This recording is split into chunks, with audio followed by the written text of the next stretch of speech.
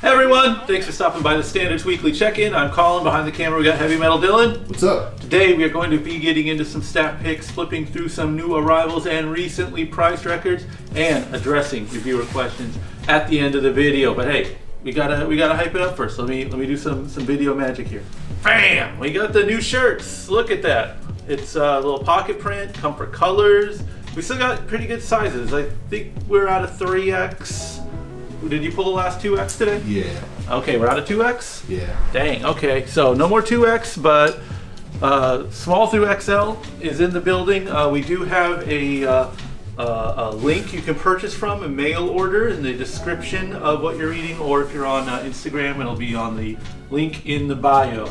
You can mail order the t-shirts if you don't live around here. If you do live around here, you can just walk in and buy it like a civilized person.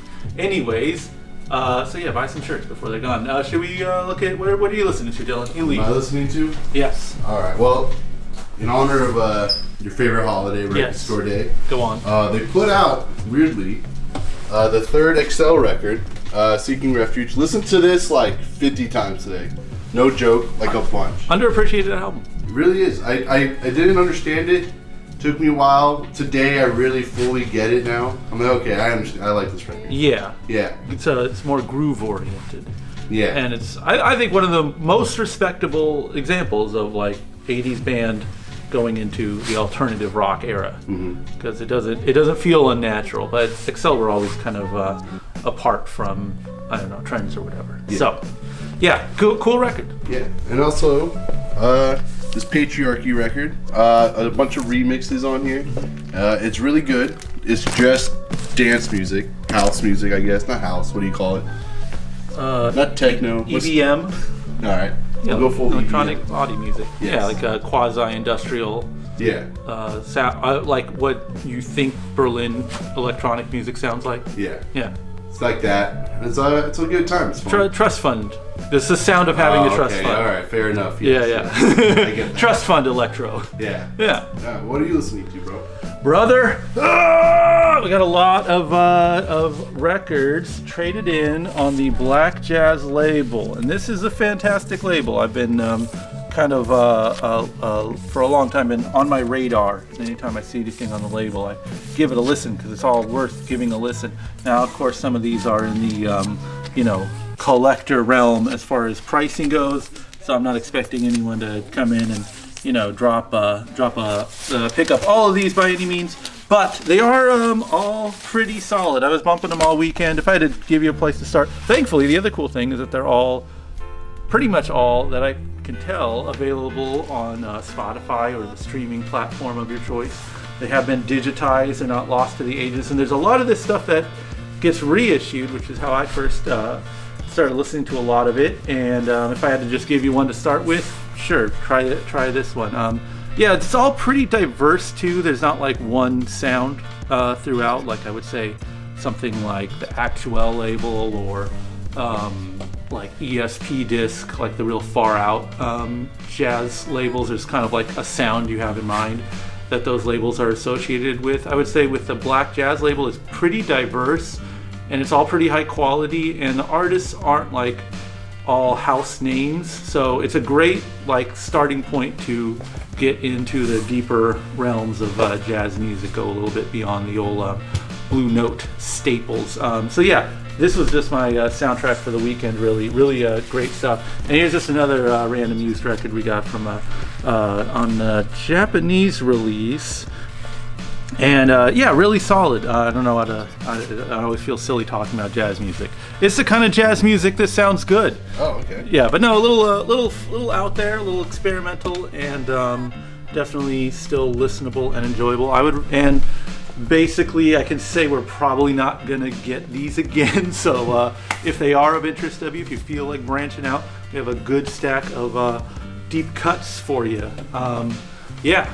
You get a chance to listen to any of that stuff? No. Seems like you had your ears full. It kind of was, dude. It's not an expression, is it? No. Kind of works, though. I get it. Okay. I understood what you meant. Contextually, it makes sense. Yes. All right, so let's look through some records and see what else we have. All right. This is the big question everyone's been asking. Yeah. They're saying, how was Record Store Day? Mm-hmm.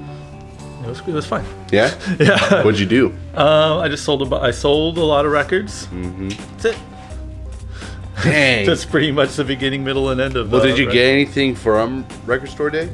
From RSD themselves. Like, did the organization visit me? No, they didn't. Damn. I know, but yeah, no, moved quite a few units. It seemed fun. It seemed manageable. It was. I think I was painting kind of a bleak picture. Yeah. The other time we were talking. Yeah. It wasn't anything like that. It was perfectly fine, and I think my stress levels are that's the amount of work I can put into something and not be stressed out about it. So mission accomplished on my end. Respect. Yeah, it was fun. How was your record store day? Where'd you line up? Don't lie. I lined up at another spot in San Diego. I won't give them the name, but I like to call them the better record store. Yes.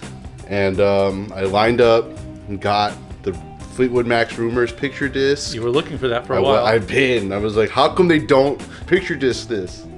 Been waiting for this long. You get the Bluey soundtrack? The Bluey soundtrack, of course, GBI, The Weekend live at LA. Sounds good. Yeah. Yeah. That's cool. Yeah. I'm happy for you, bro. Thank you. Oh, and the Fun Boy 3. That's what I got that one too. I like that record. I don't want to be mean to anyone who's... I'm not being mean. That's what I got. And then I saw a band, and I watched a whole show of other bands. And then I left to another place to see one more band that I saw previously in the day again. I'm going to say it. Yeah. This man loves shows. I hate it. I hate shows. I just went because I wanted to see Excel. Twice. Kinda. Viewer questions. This is the part of the video where we answer questions left in last week's YouTube comments section. Leading off, mispronounce this, sorry, Temku Skater says that they lost their favorite record, or damaged it the other day. The #1 favorite album, haven't been able to re-find it. It's gone, it's lost. And was wondering if we could relate. I have a horror story. What do you have? Anything that you can think of? No, not on the top of my head. And drop a record, just put a big old scratch on it, anything like that? No. I have one. This record haunts me, and there's no reason. The reason it haunts me is because I haven't found it again. And the reason I haven't found it again is because it's not the super rare record. It's the first Raincoats album. Someone traded in to this very store that you see me standing in, an original UK pressing of the first Raincoats album. Love the Raincoats. You know, as a shopkeep, a humble shopkeep trying to make it in America today, you see a gem like that cross through your hands, you're like, you know, I know the people want it. I know the people need it. But me, myself, I gotta have it. I gotta intercept it before it hits the floor. I take the record, I get in my car, I go home, I look for record. It's not there. I'm left with the horrific realization that I put the record on top of the car. There's no other explanation for it, and I still think about it because I still do not have an original UK pressing of the Raincoats album. Yeah. It could be obtained. I think it's like a $40 record. Like It's not some life-altering thing, but it's just the fact that I had it in the most convenient way, and I lost it in the dumbest way, and not even like I left it at someone's house, or I was gonna buy it and I didn't. Fine. Like there's one less copy of that record because of my negligence. I have to live with that shit every day, dude. I'm sorry, man. That's a bummer. Next up, Glory Good 56 is asking for some funk recommendations. I like this topic. We picked some out that we had in the store. We're not going to make you go on a digital venture. These we're limiting this to the scope in the shop. And truthfully, my recommendation for funk albums is just to buy literally anything from the 70s and just listen to it. Most of it is so cheap. I was going through our soul section and there's like so many records that are under $10. They're like, yeah, Rose Royce, great. Switch, great. All these groups are like really solid albums for, a pittance. So truthfully, the best funk records you're going to find are just ones that you pick up randomly. But you got a good recommendation, and I like this recommendation. Tell the people about your recommendation. Chic. I don't know how it says chic. Say chic. Says chic. La Freak, say chic. It has La Freak on it. Uh-huh. That's the one everyone knows. But if Yes. you dig deeper on that record, it's really good record, man. Absolutely. Yeah.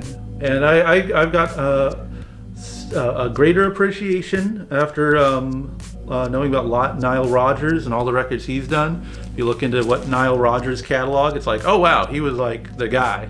So that's a great example of just like, for not one of the best records you can buy in the whole store, and it's cheap. I got some deep cuts for you, some reissues here.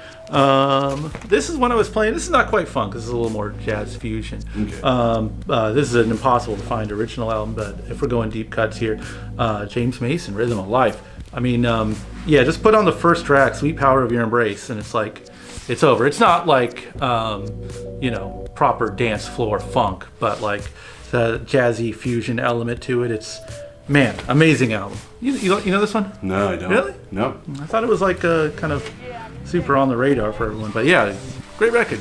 And this is a deep cut. This one I definitely did not know until it showed up as a reissue. This guy right here, Lane Cook, this is one of the best records in the whole store. This is a reissue, of course. And this is one I would maybe put, like, if I saw this in front of me and it had that price of what an original might go for, I would take a look at it, because it's one of the most unique records you'll ever hear. If you just play this song right now, look it up. And this, again, I don't know why this stuff is on Spotify. This is a record that probably fewer than 1,000 copies in the world. Play DJ of the Year. Tell me you've heard a better song this year. You haven't. DJ of the Year. Fun, like, the whole record's good. The whole record's good, but that's a real banger. This is a little bit outsider, I guess. It's not in the pocket, it's tight, but beautiful record. That's all we got. I feel like we have spread the love. We have spread music knowledge in the world. We've given our recommendations. Why are you looking at me like that, Dylan? I'm not looking at you. Why are you shaming me? I'm not shaming you. I'm trying to be positive here. Oh, I'm happy. If you have any questions you would like to see answered, leave it in the YouTube comment section. We'll address it next week. Thanks for watching, everyone. Peace.